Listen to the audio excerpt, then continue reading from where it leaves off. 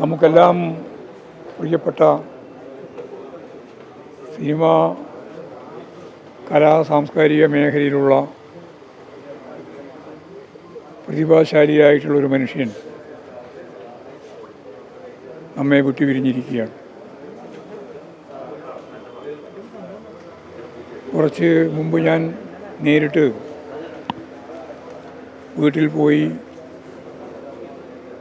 സുദീർഘമായ രീതിയിൽ അസുഖം ബാധിച്ച് വിശ്രമ ജീവിതം നയിക്കുന്ന സന്ദർഭത്തിൽ സംസാരിച്ചതാണ്. എന്തെല്ലാം അഭിപ്രായ വ്യത്യാസങ്ങൾ പറയുമ്പോഴും മനസ്സ് നിറയെ ഒരു പുതിയ ലോകം, ഒരു പുതിയ രാജ്യം രൂപപ്പെടണമെന്ന് സദാ ആഗ്രഹിക്കുന്ന മനുഷ്യസ്നേഹിയായ ഒരു കലാകാരനെയാണ് നമുക്ക് നഷ്ടമായിട്ടുള്ളത്. എത്ര ഗൗരവമുള്ള പ്രശ്നവും സരസമായി അവതരിപ്പിക്കാനും അത്തരത്തിലുള്ള തിരക്കഥകൾ എഴുതി രാജ്യത്തിന് മാതൃകയാവുന്ന രീതിയിലുള്ള സിനിമകൾ ആവിഷ്കരിക്കാനും തൻ്റെ സ്വസിദ്ധമായ അഭിനയ ശൈലിയിലൂടെ മുഴുവൻ മനുഷ്യരെയും ആകർഷിക്കാനും കഴിഞ്ഞ അതുല്യ പ്രതിഭാശാലിയായ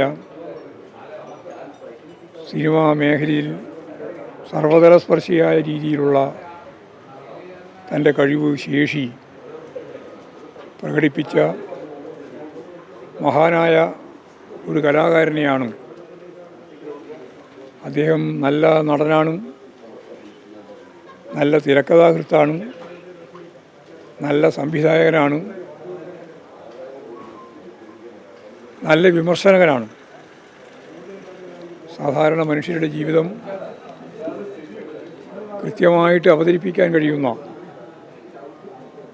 അതുല്യ പ്രതിഭയാണ് ശ്രീനിവാസൻ. അദ്ദേഹത്തിൻ്റെ വസതിയിൽ പോയി സംസാരിച്ചപ്പോൾ കുടുംബാംഗങ്ങളുമെല്ലാം ഒപ്പം തന്നെ ഉണ്ടായിരുന്നു. അവരുടെ എല്ലാം പൂർണ്ണമായ പരിലാളനയിലാണ് യഥാർത്ഥത്തിൽ കുറേ കാലമായി ശ്രീനിവാസൻ എന്ന എഴുത്തുകാരൻ,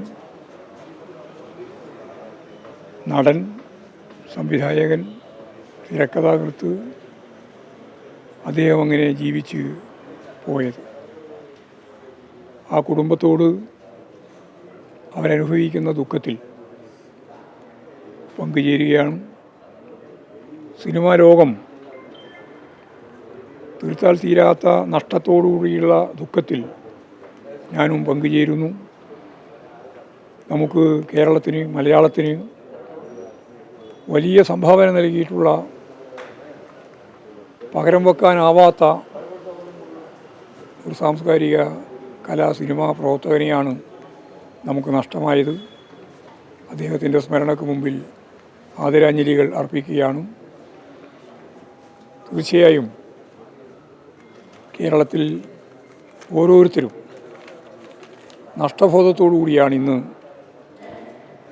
ശ്രീനിവാസനെ സ്മരിക്കുക.